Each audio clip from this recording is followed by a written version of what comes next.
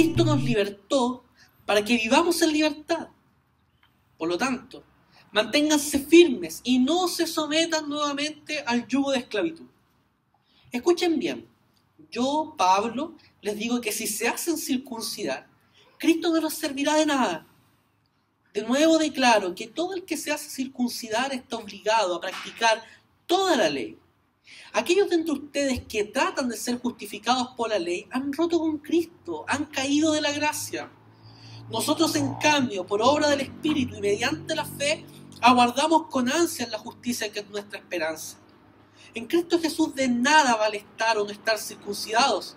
Lo que vale es la fe que actúa mediante el amor. Ustedes estaban corriendo bien. ¿Quién nos estorbó para que dejaran de obedecer a la verdad? Tal instigación no puede venir de Dios, que es quien los ha llamado. Un poco de levadura fermenta toda la masa.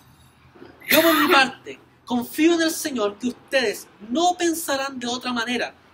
El que los está perturbando será castigado, sea quien sea. Hermanos, si es verdad que yo todavía predico la circuncisión, ¿por qué se me sigue persiguiendo? Si tal fuera mi predicación, la cruz no ofendería tanto. Ojalá que esos instigadores se acabaran por mutilar del todo. Les hablo así, hermanos, porque ustedes han sido llamados a ser libres, pero no se valgan de esa libertad para dar rienda suelta a sus pasiones. Más bien, sírvanse unos a otros con amor. En efecto, toda la ley se resume en un solo mandamiento: ama a tu prójimo como a ti mismo. Pero si siguen mordiéndose y devorándose, tengan cuidado, no sea que acaben por destruirse unos a otros. Amén. Por allá, por principios de los años 2000, llegó a mis manos un libro que de verdad fue transformador. De hecho, a mi gusto, es uno de los libros más revolucionarios que he tenido la oportunidad de leer. Se llama El despertar de la gracia, de Charles Swindoll. Y en él, este autor señala lo siguiente: hemos vivido demasiado tiempo como animalitos acorralados, confinados en un estrecho marco de prohibiciones. Por demasiado tiempo nos hemos sometido a lo que se puede hacer y no se puede hacer de los monarcas de la religión. Por años hemos estado dormidos mientras los asesinos de la gracia realizan su siniestra obra. Basta, es tiempo de que despertemos. El amanecer brilla con la luz de la gracia. Como les digo, este texto fue un texto transformador, porque en la cultura evangélica en la que me moví por mucho tiempo, constantemente se da mucho más importancia a lo que se podía hacer o lo que se podía dejar de hacer por sobre el mensaje de la gracia de Cristo. Los asesinos de la gracia han hecho que una de las verdades más importantes emergidas en el periodo de la Reforma, el mensaje de la libertad cristiana, quede escondido como si se tratara de un tabú. No se habla de la libertad cristiana. ¿Por qué vamos a hablar de la libertad cristiana si al final esto podría llevarnos al libertinaje? Podríamos hacer un montón de cosas que van contrarias a la palabra de Dios, oponernos a toda la ley. Entonces ahí surge un término técnico que suena bonito, así como palabra de día domingo: el antinomianismo. Esto de ir contra toda la ley. Y sí, claramente la predicación del Evangelio de la Gracia es sumamente riesgosa y es ofensiva para muchas personas. Pero no porque sea riesgosa y porque sea ofensiva vamos a dejar de predicar este mensaje. El pastor Martin Lloyd-Jones señala lo siguiente acerca de esta predicación riesgosa de la gracia y de la libertad que hemos tenido en Cristo. Dice lo siguiente: la verdadera predicación del Evangelio de salvación por gracia y solamente por gracia siempre conduce a la posibilidad de que se impute este cargo, esta idea de decirle a la gente, al predicador, que usted está motivando a que la gente viva una libertad que lo lleva a pecar. Y Lloyd-Jones dice lo siguiente: no hay mejor prueba para saber si un hombre está realmente predicando el Evangelio de salvación del Nuevo Testamento que algunos malinterpreten el sentido de la gracia y digan haber sido salvados por gracia, ya no importa lo que hagan, que puedan seguir pecando todo lo que quieran, porque de esa manera redundará en mayor gloria para la gracia. Esta es una auténtica prueba de la predicación del Evangelio. Si mi predicación y presentación del Evangelio no corren el riesgo de esa mala interpretación, no es el Evangelio. Los asesinos de la gracia nunca son acusados de nada. Predican un mensaje que la gente quiere oír. El mensaje de que hay méritos, de que hay hechos que pueden hacer que yo agrade a Dios de alguna manera. Y en realidad, el mensaje de la gracia, ¿qué es lo que nos dice? Que si en este momento nos quedáramos sentados toda nuestra vida sin hacer absolutamente nada más, somos salvos porque Dios nos ha amado y lo ha hecho por pura gracia. ¿Por qué trabajamos nosotros en la iglesia entonces? Podría decir alguno. Porque el Espíritu Santo no nos deja estar ociosos y nos motiva a trabajar, nos mueve a la misión, nos mueve a compartir el Evangelio a otras personas, nos mueve a trabajar para la edificación del cuerpo de Cristo. Pero eso también es gracia. Hoy hemos decidido correr el riesgo y traer a colación el mensaje de la libertad del Evangelio. De la misma manera que resonó en esta carta del apóstol Pablo y que también resonó por nuestros hermanos del siglo XVI, por los reformadores, Lutero, Calvino, entre ellos. ¿Por qué razón? Los reformadores, cuando hablaron de la libertad del Evangelio, recurrieron a esta epístola, a la carta de Pablo a los Gálatas. Lutero señalaba de Gálatas que era su epístola. Él decía, es como si estuviera unido en matrimonio con ella. Es mi Catalina, decía Lutero. ¿Y por qué se refería Lutero de esta manera? Como si fuera su esposa, como si fuera su mujer amada. Porque Pablo enseña la suficiencia de Cristo. Sola fe, sola gracia, solo Cristo. Ese es el mensaje que resuena. Y la consecuencia de ese mensaje es que hemos sido hechos libres. Hemos sido libertados. Ya no necesitamos de esto que enseñaban los judaizantes, los legalistas, que buscaban obtener la salvación por sus propios méritos. En la carta de Pablo, y como se nos señalaba la semana pasada, queda sumamente claro que agregar requisitos al mensaje del Evangelio, lo único que termina siendo es una perversión, llevando a los creyentes nuevamente a la esclavitud. Por eso, en esta mañana, podemos decir que la libertad de los creyentes es fruto de la obra de Cristo y no de nuestros intentos de autodeterminación, autonomía e independencia. Para nosotros no hay verdadera libertad sin solo Cristo y sin sola gracia. Y el texto que hemos leído nos hará relevar a lo menos 4 elementos que van a permitir que entendamos con claridad lo que significa la libertad cristiana. Y en primer lugar, veremos la premisa de la libertad cristiana, que es Gálatas capítulo 5, versículo 1. Cristo nos libertó para que vivamos en libertad, dice el comienzo de este versículo. Fíjense lo que está diciendo Pablo. Esto no puede ser otra cosa sino una ironía. Pues es de perogrullo. ¿Por qué razón? Cristo nos libertó para que vivamos en libertad. Sí, pues somos hechos libres para vivir libres. Pero al parecer, esta gente no estaba entendiendo este mensaje. Para el mundo griego al cual Pablo les predicaba este mensaje, la libertad significaba ser independiente de las demás personas. Y esto en claro contraste con la esclavitud, que te hacía estar dominado o ser dueño de otro. Pero la Biblia nos muestra otra realidad. Nos dice que el dominio propio, la templanza, nosotros la logramos cuando nos dejamos dominar por el Espíritu Santo. Y no cuando nos retiramos nuestra interioridad, así como la meditación trascendental que busca descubrir tu propio yo, sino que nos hace aferrar a Cristo. Sin Cristo somos esclavos del pecado. Por lo tanto, queridos, hemos sido hechos libres para no volver a la esclavitud, para vivir la verdadera libertad. Hay una canción que a mí me gusta mucho que dice, ahora soy libre y esclavo por amor. Hemos sido libres, pero libres para una obediencia nueva para el Señor. Por lo tanto, dice, manténganse firmes y no se sometan nuevamente al yugo de la esclavitud. Debemos estar firmes en la libertad, que es don de Cristo. Fíjese en la figura que Pablo ocupa, el yugo. El yugo es una figura de sujeción.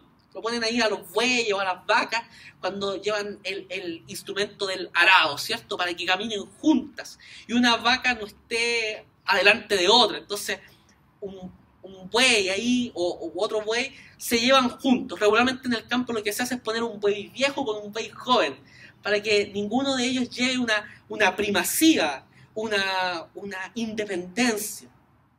Y a veces esta palabra yugo también denota opresión. Y es como Pablo le está ocupando. Pablo muestra que el yugo es el legalismo. Y el legalismo no es otra cosa que imponer una serie de demandas legales y tradicionales para obtener el favor de Dios. Años más adelante de esta carta, en el Concilio de Jerusalén, escucharemos a Pedro decir lo siguiente. Esto aparece en Hechos capítulo 15.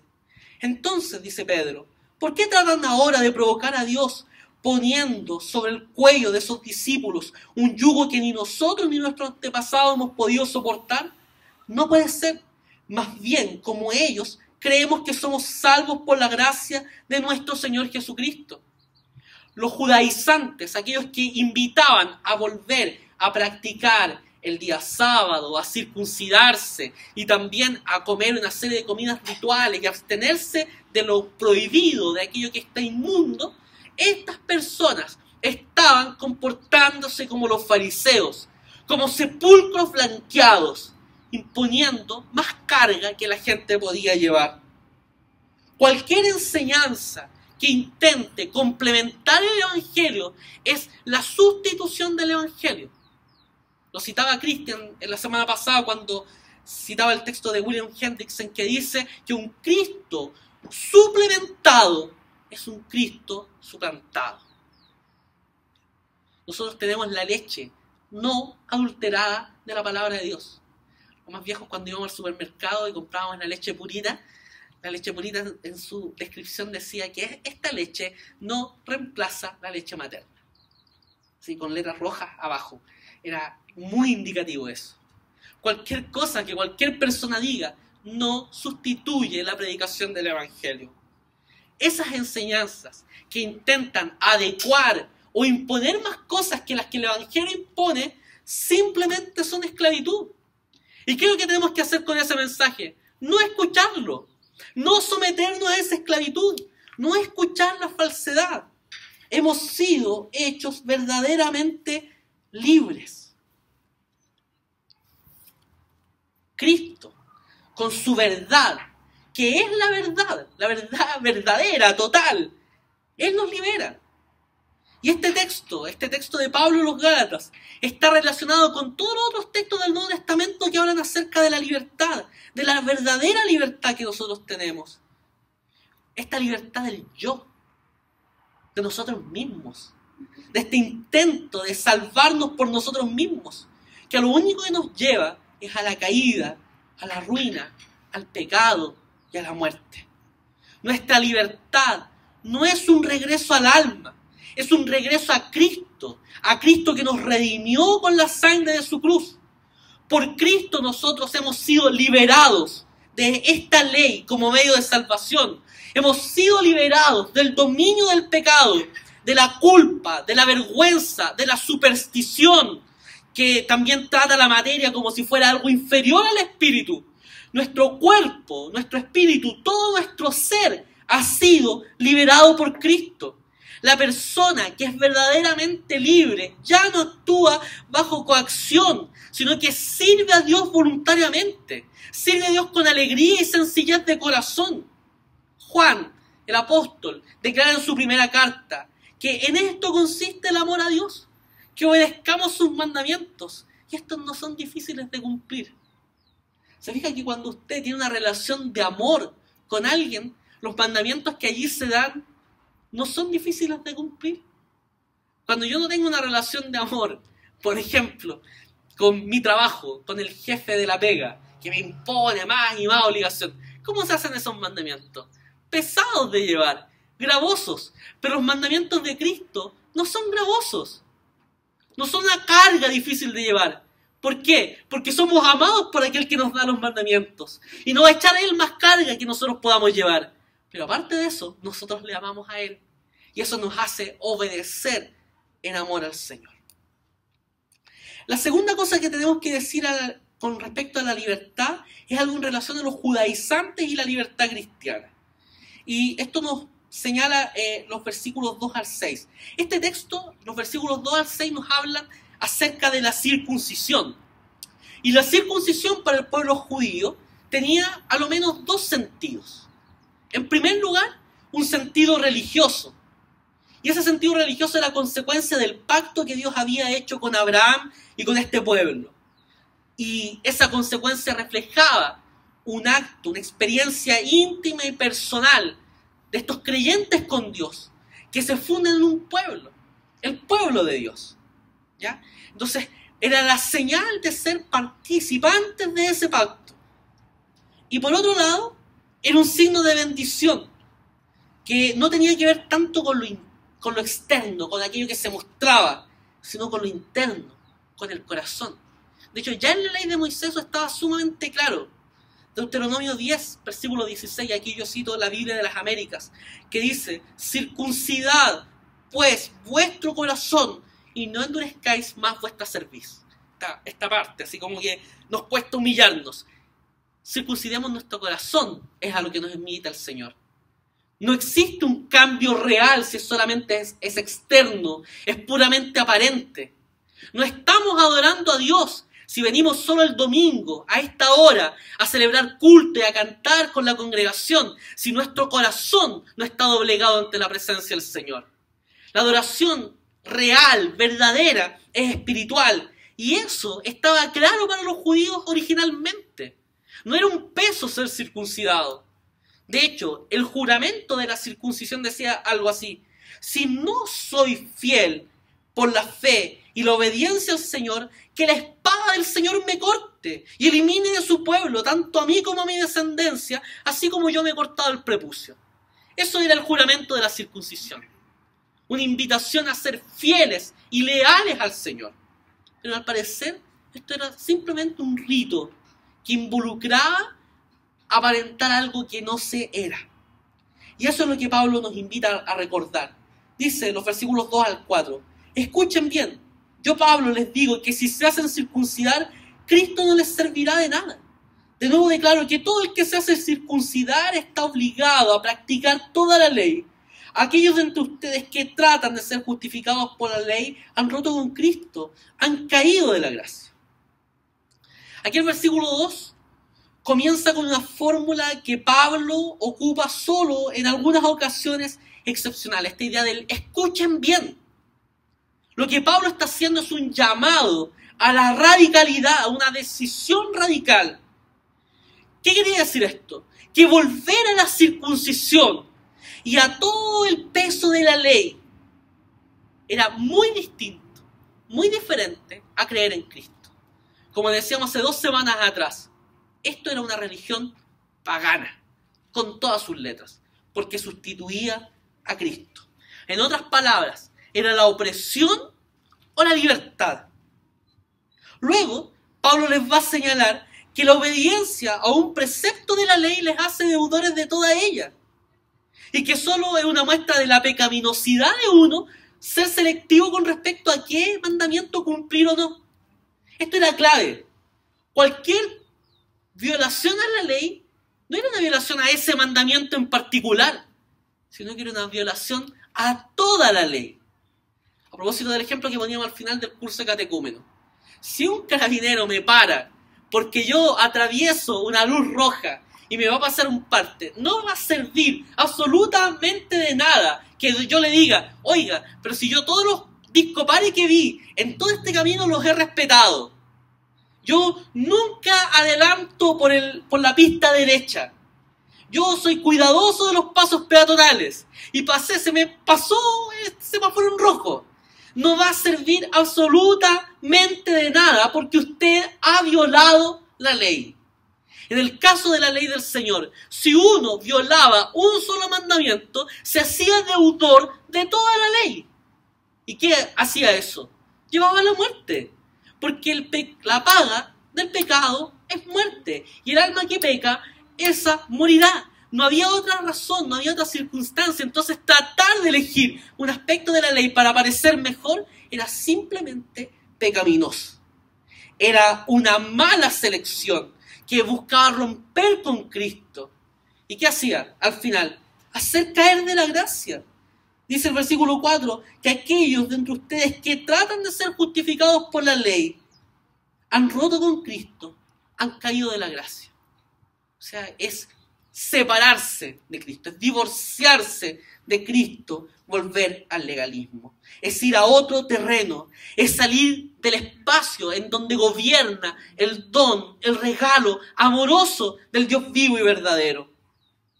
El anuncio de la circuncisión, que muestra que el pacto de Dios lo hace con familias, ya había cumplido su propósito, por lo que no era necesario que se siguiera practicando. De hecho, en el último sermón de Gálatas vamos a ver este texto mayormente explicado, pero lo voy a citar. Gálatas 6, versículos 12 en adelante dice: los que tratan de obligarlos a ustedes a circuncidarse, lo hacen únicamente para dar una buena impresión y evitar ser perseguidos por la causa de Cristo. Ni siquiera eso es que están circuncidados obedecen la ley. Y lo que pasa es que quieren obligarlos a circuncidarse para luego jactarse de la señal que ustedes llevan en el cuerpo. En cuanto a mí, jamás se me ocurra jactarme de otra cosa sino de la cruz de nuestro Señor Jesucristo, porque en el mundo es crucificado para mí y yo para el mundo. Para nada cuenta estar circuncidado o no estar circuncidado. Lo que cuenta es ser parte de una nueva creación. Entonces, no sacamos nada con volver a estos ripios de la vieja ley. Vivamos el Evangelio. Vivamos en la gracia del Señor. ¿Y por qué razón? Porque nadie puede reemplazar la obra de Cristo. Veamos los versículos 5 y 6. Nosotros, en cambio, por obra del Espíritu y mediante la fe, aguardamos con ansia la justicia que es nuestra esperanza. En Cristo Jesús, de nada vale estar o no estar circuncidados. Lo que vale es la fe que actúa mediante el amor. El versículo 5 nos muestra una de las pocas declaraciones escatológicas de la carta, una de las pocas declaraciones que habla acerca de los tiempos finales. Fíjense lo que dice: nosotros aguardamos con ansias la justicia que es nuestra esperanza. Esta es una referencia al veredicto que nosotros tendremos en el juicio final. ¿Sabe cuál es ese veredicto? Que usted no es culpable. ¿Y sabe por qué no es culpable? No por sus méritos y obras, sino por la obra de Cristo. Cristo tomó nuestro lugar. Cristo nos sustituyó viviendo una vida perfecta, muriendo la muerte que nosotros debíamos morir. Él experimentó todo el castigo del pecado por nosotros. Y ahora, en la actualidad, se nos asegura a los creyentes, por medio de la obra del Espíritu y por su obra santificadora, que tenemos esperanza respecto a la vida futura. Ahora, lo único que vale en la práctica es la fe que actúa en el amor, como dice el versículo 6. La fe aquí es la confianza viva en la gracia del Señor. Y esa gracia del Señor, esa fe viva, actúa en conocimiento y también en sentimiento. En lo que pensamos y en lo que hacemos. Pero sobre todo, esta fe que actúa en el amor exige obediencia. Y obediencia que se expresa en actos de amor hacia la comunidad. Esto es realmente potente. Hoy día el mundo, la cultura actual, nos dice que somos libres individualmente, autónomos, que no necesitamos de alguien que nos gobierne, que nos mande, que nos diga lo que tenemos que hacer. Y aquí el mensaje de la libertad de Cristo, la libertad del Evangelio, nos dice dos cosas. Que somos libres para obedecer a Dios. Porque Él es el único soberano de nuestra vida. Y un soberano que hace las cosas para nuestro bien. Y en segundo lugar, que somos libres para practicar el amor en comunidad. La libertad del Evangelio no es la libertad del liberalismo. Es la libertad que incluye el amor al prójimo. y el poner al prójimo como mayor a mí mismo y buscar su bienestar, buscar que él sea beneficiado. Y uno podría decir, porque está mellado por la cultura del mundo, ¿y cuándo me toca a mí? Cuando ese otro hermano viva su libertad, obedeciendo a Dios y amándole a usted. O sea, en este acto de reciprocidad comunitaria es que podemos experimentar los verdaderos resultados de la fe que se vive, que actúa mediante el amor, como dice el versículo 6. La distorsión de la ley nos lleva a una mirada que no comprende el Evangelio. Martín Lutero, comentando este texto de Gálatas, dice que por lo tanto, el que se deja desviar hacia la ley vuelve a vivir en sí mismo, practica su propia obra, su propia vida, su propia palabra, que decir peca y no guarda la ley. Está desligado de Cristo. Cristo no habita en él ni lo usa como instrumento suyo. Tal vez hoy día pueden existir algunos moderados, y como existían en la época de Pablo, que decían, bueno, vivamos en paz, vivamos la fiesta en paz, seamos imparciales, unámonos entre cristianos y gentiles y judíos, y no importa esto de la circuncisión, dejemos que lo hagan, y todo eso. Pero Pablo aquí es radical. No admite ninguna componenda ni medias tintas. Como se dice en buen chileno, Pablo no era ni chicha ni limonada. O sea, él buscaba expresar lo que claramente era. Con la verdad del Evangelio, queridos hermanos, no se juega. O se le predica o se le suplanta. Lo que está en juego aquí no es lo que nosotros podamos hacer o dejar de hacer. Lo que está en juego aquí es la memoria de Jesús, que nos salvó hace casi 2000 años atrás, muriendo en la cruz, para darnos redención, para darnos libertad. La tercera cosa que vamos a ver acerca de la libertad cristiana en este texto es el asesinato de la libertad cristiana. Y aquí los versículos 7 al 9 nos dicen una primera cosa. Ustedes estaban corriendo bien. ¿Qué nos estorbó para que dejaran de obedecer la verdad? Tal instigación no puede venir de Dios, que es quien los ha llamado. Un poco de levadura fermenta toda la masa. Pablo, cuando comienza aquí en el versículo 7, ocupa una de sus figuras, una de sus metáforas favoritas para hablar acerca de la caminata de la fe. La de la carrera, la del atleta que está corriendo en Cristo. Y ahora, lo que él está haciendo es ver en sentido negativo cómo los judaizantes están poniendo obstáculos a la carrera, ¿ya? Que detienen, estorban el avance de la comunidad y del Evangelio. Esto me hace recordar una cosa compleja de recordar, que aquí confieso mi pecado frente a ustedes. Yo tenía 13 años y estábamos en una actividad de la iglesia pentecostal a la que yo iba, en Machalí. Y la iglesia de Machalí estaba en el cerrito San Juan de Machalí, entonces colindaba con el cerro atrás. Y ese día había una carrera de mountain bike, ¿ya? Y había una wincha amarilla que indicaba el camino para las bicicletas. Y como nadie estaba pasando por ahí a esa hora, nosotros cambiamos la ruta e hicimos una curva así súper peligrosa, ¿ya? La cosa es que caminamos, y cuando llegamos a donde estaba el lugar de la meta, empezaron a llegar todos los ciclistas, la mayoría empolvados, arruinados, y varios decían que había una curva muy difícil que habían puesto y que les había hecho pegarse los tremendos porrazos. En ese momento, ¿cómo estaba comportando? Como los judaizantes de esta carta, poniendo obstáculos, poniendo tropiezos en el camino. Eso era lo que hacían. No, tienen que circuncidarse, no tienen que comer este tipo de carne, tienen que cumplir con el día sábado así ritualmente. El peso de la ley era lo más importante, era una obstaculización del mensaje del Evangelio. Y fíjense lo que dice el versículo 8. Tal instigación no puede venir de Dios. Ocupa una palabra fuerte, instigación. Es como hoy día una conspiración que busca precisamente causar el daño del otro. Y ahora fíjense cómo compara esa instigación en el versículo 9. Un poco de levadura fermenta toda la masa. Salvo en la comparación de Jesús en Marcos 8, versículo 15, cuando él compara al reino de Dios con la levadura, todas las veces en la Biblia, cuando se habla de la levadura como un símbolo, se habla de algo pecaminoso, se habla de obras malas, se habla de falsas enseñanzas.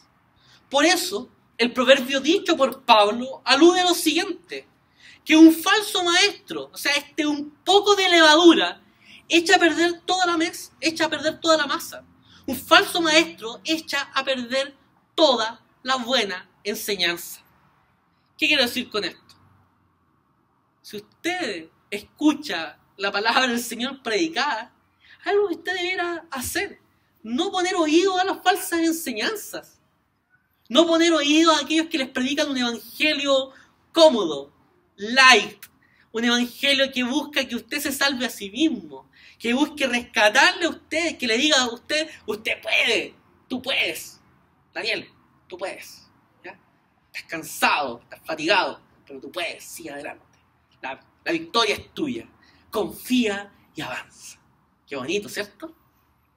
O el típico de Marco Witt, que a mí me gusta citarlo mucho, descubre al campeón que hay en ti. Y es una falsedad, porque aquí en Chile hay campeón, hay uno solo, ¿no? Ustedes saben, ¿cierto? Es un poco de levadura leuda toda la masa. ¿Qué es lo que tenemos que hacer? Es predicar el evangelio hablando de la libertad.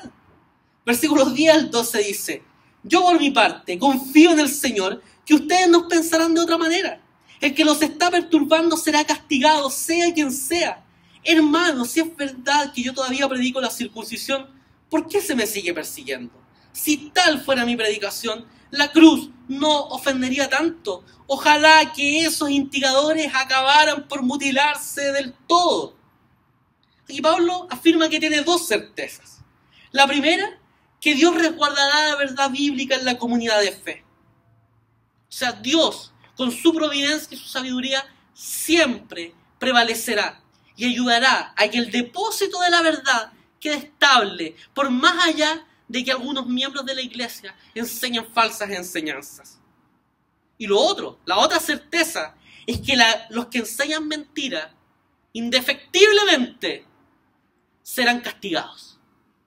Llegará la hora en que quienes son falsos maestros serán enseñados.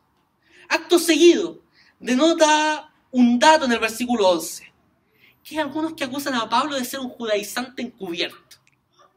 Entonces, decían, no, este está predicando la gracia para ganar adeptos, pero al final igual es un judaizante. Y algunos podrían pensar, por ejemplo, en el caso registrado en Hechos 16, cuando Pablo hace que Timoteo, un gentil, se circuncide. Pero ¿qué es lo que pasa allí? Timoteo era hijo de padre griego, pero en el mismo relato de Hechos 16 se habla de que los judaizantes podían buscar ocasionar un pleito de tal manera que llevaran a Timoteo como una bandera de lucha contra el evangelio de Jesús. Entonces, por eso Pablo, evitando esa problemática, hace que Timoteo se circuncide. Además, dice él, si yo fuera judaizante, no sería perseguido. ¿Por qué me persiguen a mí? Si yo hablo algo que es cómodo para el establishment, para esta idea de quienes gobiernan, quienes nos dirigen, quiénes son nuestros líderes religiosos. ¿Por qué me persiguen? Porque les hablo de la cruz de Cristo. Y es que el mensaje de la cruz es sumamente ofensivo para quienes creen que pueden salvarse a sí mismos. Porque nos da una mala noticia. Hagas lo que hagas, nunca podrás salvarte. Hagas lo que hagas, nunca podrás tener méritos frente al Dios Altísimo. Hagas lo que hagas, sean tus obras de la mejor justicia. Tus justicias son como trapos de inmundicia. Y aunque te laves con jabón y amontones lejía sobre ti, la mancha de tu pecado siempre estará frente delante de Dios. Absolutamente no podemos ocultar nuestra naturaleza pecaminosa delante de Dios. Y eso es ofensivo para quienes creen ser salvos. Es piedra de tropiezo, dice Pablo. Es locura para los que se pierden y tropezadero para aquellos que creen que pueden salvarse a sí mismos. Pero esa cruz, esa bendita cruz nos otorga un mensaje de gracia, de libertad, de amor a quienes creemos que no dependemos de nosotros mismos. A quienes creemos que esto no depende ni del que corre ni del que puede, sino de aquellos que Dios ha tenido misericordia. Bendito sea el Señor por eso. Esto debe estar unido a la lectura que Pablo hace en el capítulo 1 del versículo 10. ¿Qué busco con esto? ¿Ganarme la aprobación humana o la de Dios? ¿Piensan que procuro agradar a los demás? Si buscara agradar a otros, no sería siervo de Cristo. Y en esa declaración, en esa forma de no buscar agradar a los demás, Pablo ocupa todo el sarcasmo posible en el versículo 12. De hecho, si usted quiere conocer a Pablo, lea sus cartas. Y es un tipo agudo, irónico, sarcástico en muchas ocasiones. Mira lo que dice el versículo 12. Ojalá que estos instigadores acabaran por mutilarse del todo. Una traducción más fiel podría decir algo así. Si tanto les gusta circuncidarse, si tanto les gusta cortar prepucios, cάστrense. Cάστrense completamente. ¿Y saben qué le está queriendo decir con ese sarcasmo?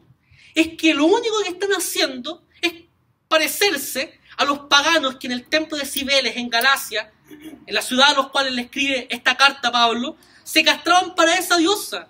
Y aparte de eso, el castrarse implica la incapacidad de reproducirse y la impotencia de quienes castran la gracia del Señor.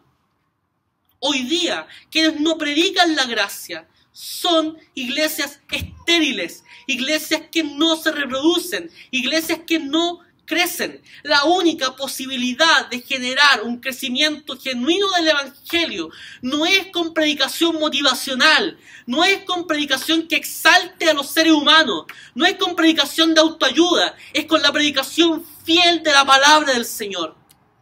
No castremos la gracia de Cristo, no mutilemos nuestro cuerpo, no busquemos ganarnos méritos y favores. Ahora, hoy día existen asesinos de la gracia, tal y cual como existían con los judaizantes. En este tiempo tenemos asesinos de la libertad cristiana y lo hacen generando algunas imitaciones del Evangelio. A lo menos hoy día existen 4 imitaciones del Evangelio. El primero de ellos es el moralismo. El moralismo lo que hace es que usted crea que por sus esfuerzos morales Dios va a retribuirle haciendo cosas buenas para usted. Le va a traer bonitas cosas. Yo me porto bien y me gano el favor divino. Fíjense, la mala señal también le damos a nuestro hijo. Pórtate bien y te regalo esto. Le estamos enseñando salvación por gracia, obediencia por... O le estamos enseñando obediencia por obras a nuestro hijo.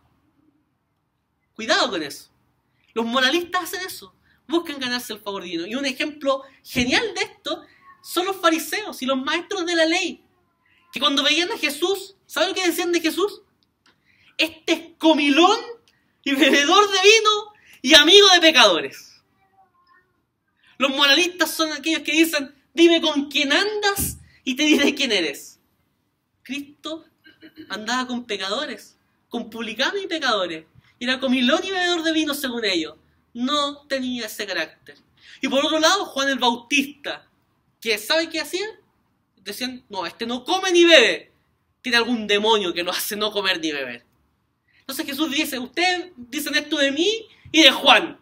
¿Saben a qué se parecen? Se parecen a los viejos que no están ni contentos con nada.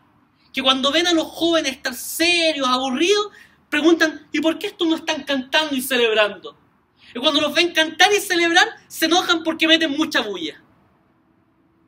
Esa es la comparación que Jesús hace con respecto a los moralistas. Usted no sea un moralista.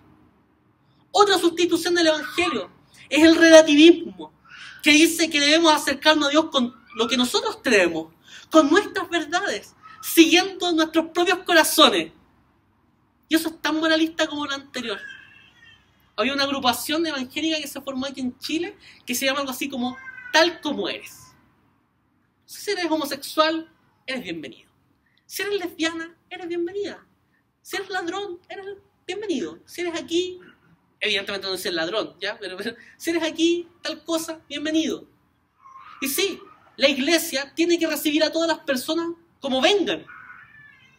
Pero si hay algo que hace el Evangelio es transformarnos. No nos deja tal como somos. No nos deja tal como éramos. Fíjense, aquellos que dicen que yo puedo ser tal cosa y ser cristiano, se comparan a los moralistas, porque ambos no creen en el poder del Evangelio. Otra forma es la autoayuda, en la que Cristo solo se transforma como un ejemplo, como un maestro bueno, como decía el joven rico, como alguien que presenta enseñanza solo para esta vida. Y Cristo no es solo un buen maestro, que claro que lo era. No ha habido mejor maestro que Cristo, no ha habido mejor predicador que Cristo. Pero Cristo es más que eso, es Señor, es Salvador. Y la otra forma es el activismo, que hace que la iglesia se convierta casi en una ONG que busca hacer obras sociales, que transformen la sociedad como parte de esto, olvidando que lo único que puede transformar verdaderamente todas las cosas es Cristo, quien puede cambiar los corazones, que son donde está la raíz del pecado. Ante esos falsos evangelios, podríamos citar nuestra confesión de fe, que dice lo siguiente: a todos aquellos que son justificados, Dios se digna en hacer partícipes de la gracia de la adopción en y por su Hijo unigénito Jesucristo. Mediante esta gracia, los justificados son recibidos en el número de los hijos de Dios y gozan de sus libertades y privilegios. Son marcados con el nombre de Cristo y reciben el espíritu de adopción. Tienen libre acceso al trono de la gracia y son capacitados para clamar Abba, Padre. Son compadecidos, protegidos, cuidados y castigados por Él como un Padre, pero nunca son desechados, sino que son sellados para el día de la redención y heredan las promesas como herederos de la salvación eterna. ¿Saben cuál es el problema de estos falsos evangelios que les mencioné? Que son atractivos. ¿Y saben por qué son atractivos y peligrosos a la vez? Porque dicen medias verdades. Leamos el evangelio completo. Eso nos librará de los falsos evangelios y de las medias verdades, que son simple y pura mentira. Ahora, la ausencia de la circuncisión no significaba no cumplir la ley. Pablo a los Corintios les decía que para nada cuenta estar o no estar circuncidado. Lo importante es cumplir los mandatos de Cristo. Aquí el elemento de continuidad es cumplir la ley por parte del pueblo que ha sido guiado por el Espíritu Santo. Nosotros, al ser justificados, hemos sido liberados para vivir una vida justa, una vida renovada.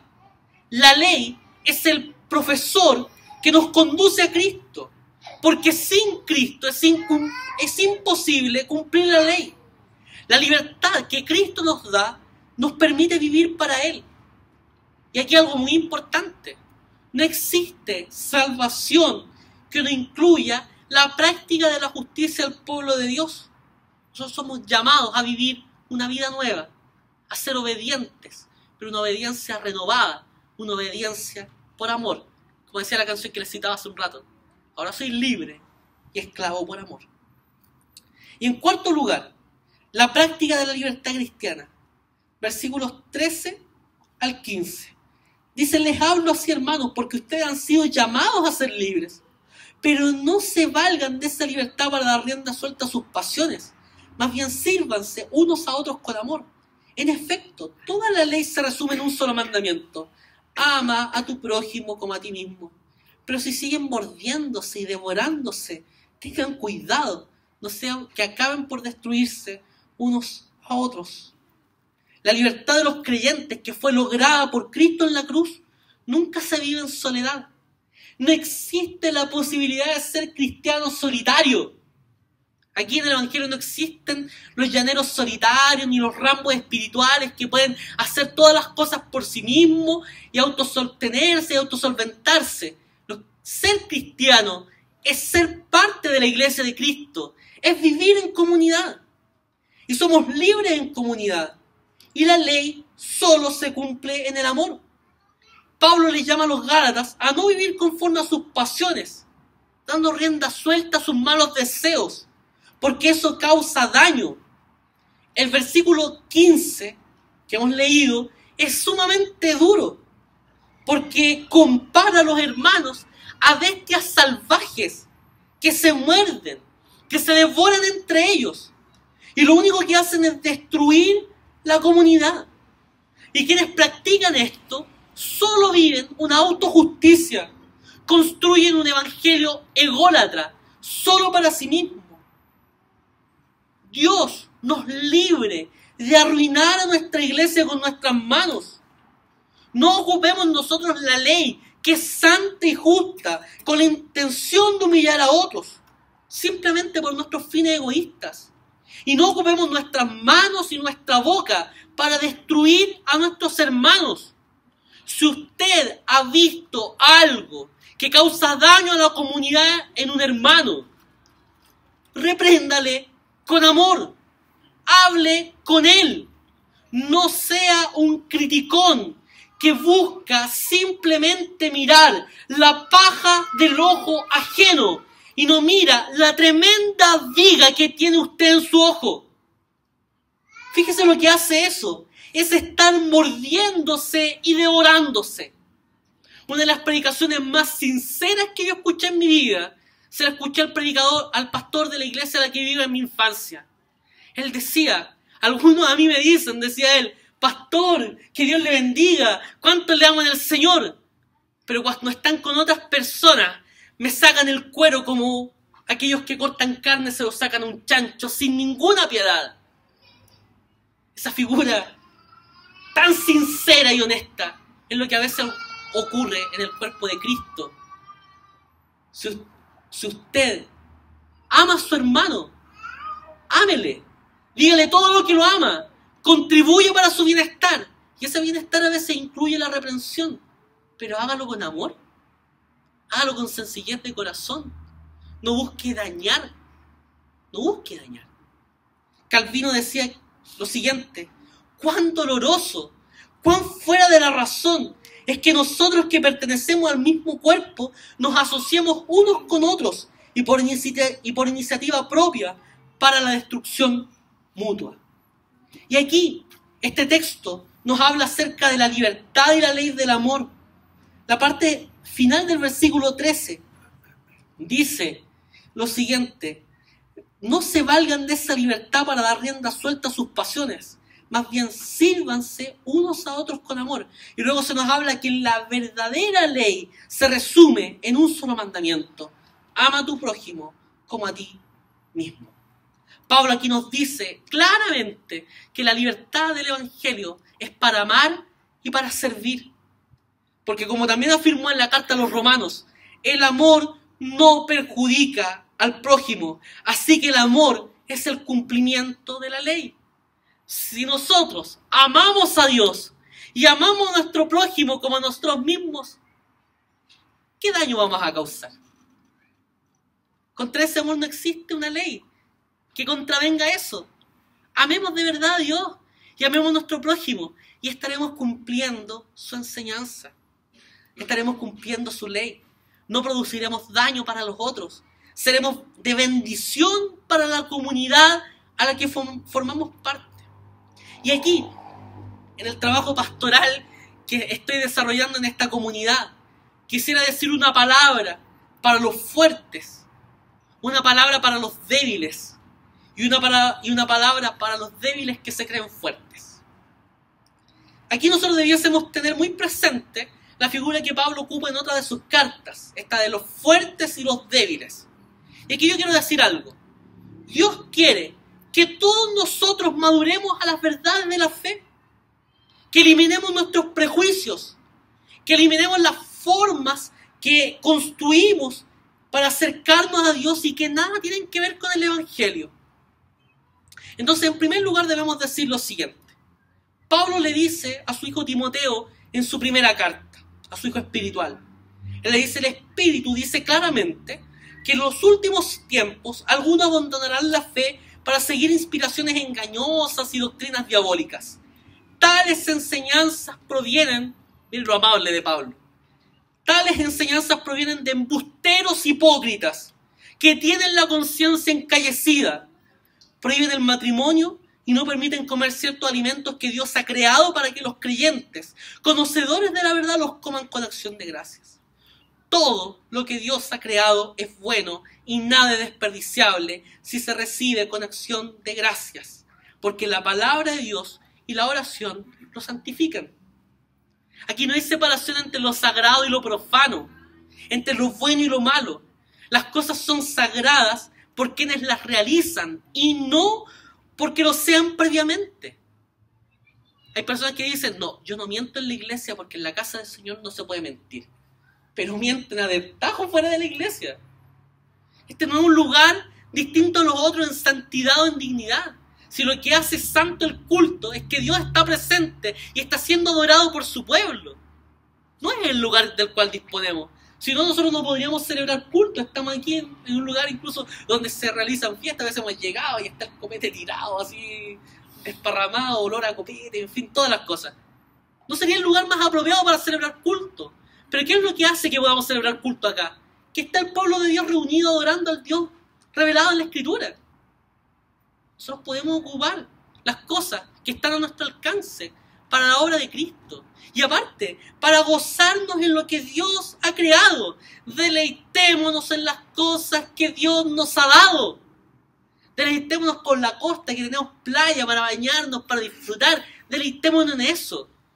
Si usted va a una fiesta, un matrimonio de la iglesia, no se escandalice porque un hermano baila, y aunque lo haga mal, pero baila y se esfuerza porque está alegrándose con el novio y se está alegrando con su esposa.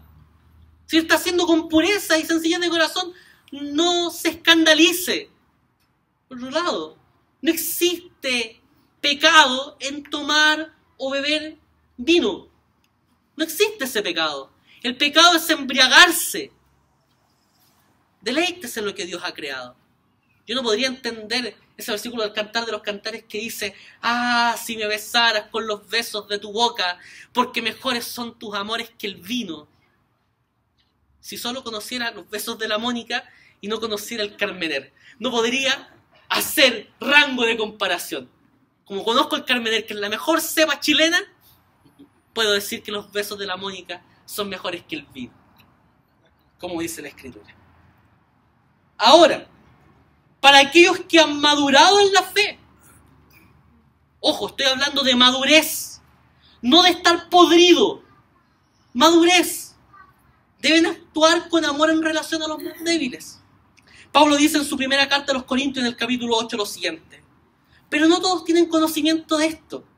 Algunos siguen tan acostumbrados a los ídolos que comen carne a sabiendas que ha sido sacrificado un ídolo y su conciencia se contamina por ser débil. Pero lo que comemos no nos acerca a Dios. No somos mejores por comer ni peores por no comer. Sin embargo, tengan cuidado de que su libertad no se convierta en motivo de tropiezo para los débiles. Porque si alguien de conciencia débil te ve a ti, que tiene este conocimiento, comer en el templo de un ídolo, ¿no se sentirá a comer lo que ha sido sacrificado a los ídolos? Entonces, hermano débil, porque en Cristo murió, se perderá a causa de tu conocimiento. Al pecar así contra los hermanos, hiriendo su débil conciencia, pecan ustedes contra Cristo. Por lo tanto, si mi comida ocasiona la caída de mi hermano, no comeré jamás para no hacerlo caer en pecado. Fíjense, primero que todo, ¿qué es lo que decíamos? Que todos los creyentes ojalá alcanzaran la madurez en el Evangelio. Ojalá fueran fuertes en la fe. Ojalá que las cosas que Dios ha creado no le hagan daño. Pero eso no es la realidad de toda la iglesia. En la iglesia de Cristo también hay gente que es débil y que nosotros debemos cuidar. Y aquí está el equilibrio. La madurez no es estar podrido, es buscar, en este caso, el bienestar de los más débiles. Usted no sea causa de tropiezo para los más débiles. Si su mano es ocasión de caer, córtela. Córtela. Por más que le guste algo. Poniendo el mismo ejemplo con el que terminábamos atrás. Por más que me guste el Carmener, si alguien, algún hermano de esta comunidad, se ofende con que yo beba ese vestible, ¿qué es lo que debo hacer? Dejar de hacerlo, por amor a ese hermano. No buscar ser piedra de tropiezo. Y no siendo piedra de tropiezo, mi labor es enseñarle lo que dice el Evangelio con respecto a eso. pero no imponer y restregar mi libertad cristiana. Conozco un montón de presbiterianos, amigos, que cuando se pasan del presbiterianismo, la primera foto que suben, aparte de la foto con la confesión de fe de Westminster, es una foto con una cerveza en la mano, como si la cerveza fuera la bandera de la libertad cristiana. Tan alumbrados que son. Tan alumbrados que son. Sea amoroso con los más débiles. ¿Entiende esto? Del negarse a usted mismo por amor a los demás. Y aquí una palabra entonces. Hemos dicho aquí una palabra primero para los fuertes, ahora una para los débiles, y ahora vamos a hacer una palabra para los débiles que se creen fuertes. Los débiles que se creen fuertes preguntan, ¿y por qué me tengo que abstener de algo que me gusta por el solo hecho de que alguien no ha comprendido a cabalidad el Evangelio? Oye, si la salvación no se pierde, si esto del Evangelio, están siendo legalistas, no están poniendo normas sobre normas. A lo que yo respondo con una pregunta. Y antes que los débiles que se creen fuertes se escandalicen porque voy a responder con una pregunta, Jesús también lo hacía. Jesús respondía habitualmente con preguntas. Es un mito eso, que es una falta de educación responder con preguntas. Yo le pregunto al débil que se cree fuerte, ¿puedes abstenerte de aquello que crees que te hace libre por amor a tu prójimo? ¿Puedes abstenerte de aquello que crees que te hace libre por amor a tu prójimo? Si no puedes abstenerte, déjame darte una mala noticia. En realidad, no eres fuerte, eres un débil, eres un esclavo de tu idea de libertad. Y la Escritura dice, ustedes fueron comprados por un precio, no se vuelvan esclavos de nadie. Si tú no puedes dejar de beber por amor a tu hermano, no estás siendo de edificación ni para ti ni para ese hermano. Estás simplemente mostrando tu esclavitud. Ese es el equilibrio. Esa es la mirada del Evangelio. Y una palabra final para todos. Para los fuertes, para los débiles y para los débiles que se creen fuertes. Dejemos de pelear por tonteras, por nimiedades, por cosas que no sirven para nada, que nos hacen perder el tiempo realmente de lo importante. Romanos 13, versículos 16 y 17 dice, en una palabra, no den lugar a que se hable mal del bien que ustedes practican, porque el reino de Dios no es cuestión de comidas o de bebidas, sino de justicia, paz y alegría en el Espíritu Santo. Preocupémonos de lo que realmente importa, de la extensión del reino de Dios. Ni legalismo, ni libertinaje. Libertad. La libertad de Cristo, la libertad del Evangelio. Para reflexionar y practicar. Algunos de los que estamos reunidos aquí provenimos de contextos eclesiales en los que expresiones como seguridad de la salvación, salvos por siempre salvos, gracia que libera y tantas otras eran consideradas un peligro. Calvino venía a ser algo así como un instrumento del diablo, sino como el demonio mismo. Entonces, ligando sus enseñanzas como algo que produce el libertinaje o una gracia barata para ocupar esa expresión de Dietrich Bonhoeffer. Estas personas que dicen eso no saben que Calvino creía acertadamente, según lo que la Escritura dice, que Dios capacita a sus santos para que perseveren hasta el fin. La libertad de los cristianos es libertad en el marco del mensaje que nos determina, que es la palabra del Señor. No es el dejar hacer, el dejar pasar de la ideología liberal, en el que cada uno es su propio Señor y Dios. Es la libertad que nos invita a amar. Es el real cumplimiento de la ley del Señor. En el nuevo pacto, la vida en su totalidad se vive en el Espíritu y solo por medio de Él. A la observancia de la ley no se le opone el libertinaje, sino el Espíritu. A los instintos de la naturaleza pecaminosa no los vence la ley, sino el Espíritu. La sustitución del Evangelio por la práctica de las obras de la ley y por todos estos intentos de ganarse el favor de Dios lo único que nos conduce es a la esclavitud. En cambio, la fe en Cristo nos libera. Las buenas obras no son otra cosa que el resultado de la obra que el Espíritu Santo está haciendo desde el momento en que Cristo nos salvó. Y son un bien para la comunidad. Otra cosa importante para la reflexión y la práctica es que la carta a los Gálatas es maravillosa porque produce un sentido de igualdad entre todos los creyentes. Somos iguales en el pecado que nos esclavizaba, pero también somos iguales en la libertad que Cristo nos dio con su salvación. Si a alguno de los aquí presentes todavía no le queda claro de qué hemos sido hechos libres, yo quisiera citar brevemente las palabras de Charles Swindoll con respecto a esto. Hemos sido hechos libres de nosotros mismos, nuestro peor esclavizador, nosotros mismos. Hemos sido hechos libres de la culpa y de la vergüenza. Hemos sido hechos libres de los impulsos condenables que no podía controlar cuando estaba esclavizado en el pecado. Somos hechos libres de las opiniones y de la tiranía, de las expectativas y de las exigencias de los demás. Somos libres para obedecer y amar. Somos libres para perdonar a otros y también para perdonarnos a nosotros mismos cuando hemos fallado.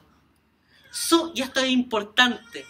Somos libres para permitirle a los demás ser ellos mismos, distintos a nosotros. Los demás no tienen por qué ser iguales a nosotros. Somos libres para trascender a las limitaciones del esfuerzo humano. Y por sobre todas las cosas somos libres para servir y glorificar a Cristo. Y en último lugar, la Escritura declara en la voz del apóstol Pablo que el Señor es el Espíritu y donde está el Espíritu del Señor, allí hay libertad. Como decía un viejo Black Spiritual que cantaban los esclavos negros cuando cosechaban el algodón y que fue citado por Martin Luther King, pastor bautista, en uno de sus discursos más memorables conocido como Yo tengo un sueño. Ese himno decía lo siguiente, y debiese ser también nuestro canto: libre al fin, libre al fin. Gracias a Dios Todopoderoso, somos libres al fin. No tenemos nada de qué temer, no tenemos nada de qué esclavizarnos. Somos libres, libres por el amor de Jesús, libres por la cruz de Cristo. Viva y goce esa libertad que Dios le ha dado para amar a Dios, para amar a su prójimo, para servir a Dios y para servir a su prójimo. Que Dios nos ayude en esto.